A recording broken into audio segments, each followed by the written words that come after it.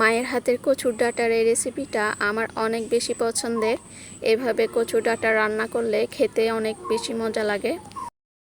আসসালামু আলাইকুম, গ্রামীণ রান্নায় স্বাগতম। তো আমাদের বাগানে কচুর ডাঁটা হয়েছে বেশ। মা কচুর ডাঁটা তুলে নিচ্ছেন আজকের রান্নার জন্য। গ্রামীণ পদ্ধতিতে আজকে দেখাবো যে কচুর ডাঁটা কিভাবে রান্না করলে অনেক বেশি মজা হয়। তা আমার মায়ে এভাবে রান্না করে খাওয়ান, যেটা আসলে আমার অনেক পছন্দের। কচুর ডাঁটাগুলো নিয়ে এইভাবে কেটে নিতে হবে, হাত কিন্তু চুলকাবে না। হাত চুলকালে একটু লবণ মাখিয়ে নিতে পারেন। তো সবগুলো কচুর ডাঁটা এভাবে কাটা হয়ে গেছে। এবার কাটা হলে মা এগুলো ধুয়ে নিয়েছেন, চুলায় বসিয়ে দিয়েছেন। এই যে প্রথমে একটু সিদ্ধ করে নেবেন হালকা। সিদ্ধ করা শেষে কড়াইতে মা তেল দিয়ে দিল।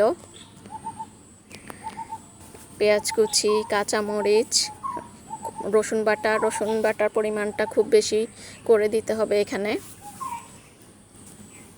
তাহলে আর গলা চুলকাবে না। গলা অবশ্য চুলকাবে না। দেশি যে ভালো কচুগুলো থাকে সেগুলো নেওয়ার চেষ্টা করবেন। এখানে দিয়ে দেওয়া হলো জিরা গুঁড়া, লবণ পরিমাণ মতো, হলুদ গুঁড়ো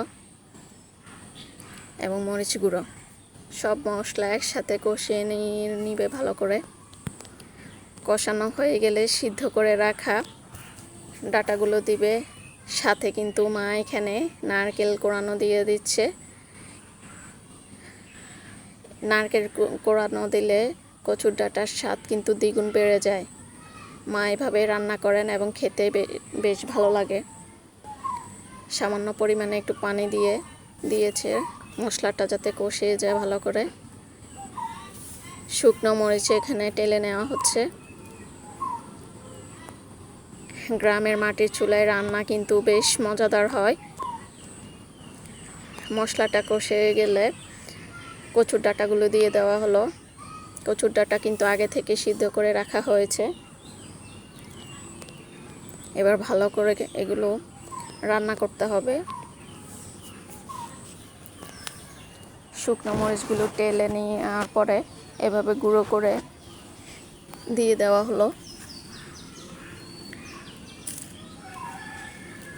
এটা কিন্তু অনবরত নাড়তে হবে, না হলে কড়াইয়ের চারপাশে লেগে যাবে, নিচে লেগে যাওয়ার সম্ভাবনা থাকে। বেশ সময় নিয়ে এটা রান্না করতে হবে এবং কচুর ভিতরে যে পানিটা রয়েছে এটা পুরোপুরি শুকাতে হবে, তাহলে এটা খেতে বেশ ভালো লাগবে। কচুর ডাঁটা রান্নাটা প্রায় হয়ে এসেছে। এই পর্যায়ে ভালো করে নেড়েচেড়ে নামিয়ে নিব পরিবেশনের জন্য। দেখতেই পাচ্ছেন একদম শুকনো শুকনো ভাব চলে এসেছে। চুলা থেকে নামিয়ে যে পরিবেশন করে নিলাম। দেখতে পাচ্ছেন কতটা সুন্দর দেখাচ্ছে। এইভাবে রান্না করলে কিন্তু খেতে খুবই মজা লাগে।